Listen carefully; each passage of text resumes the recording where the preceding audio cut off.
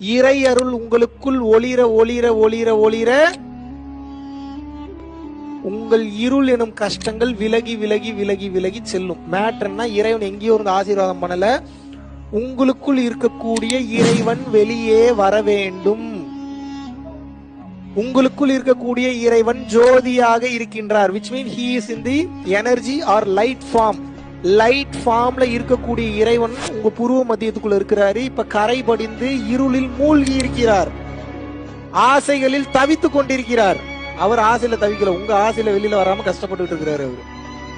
அவரை எப்ப கொஞ்சம் கொஞ்சமா வெளியில கொண்டு வர ஆரம்பிச்சிட்டீங்களோ உங்க கஷ்டம் ஒவ்வொன்னா காணாம போயிருக்கு. இவ்வளவுதான் மேட்ரு. நீங்க வேற எங்க போனீங்கனாலும், மாந்திரிகம் படிச்சீங்கனாலும் நோ யூஸ், மந்திரம் படிச்சீங்கனாலும் நோ யூஸ். ஏன்?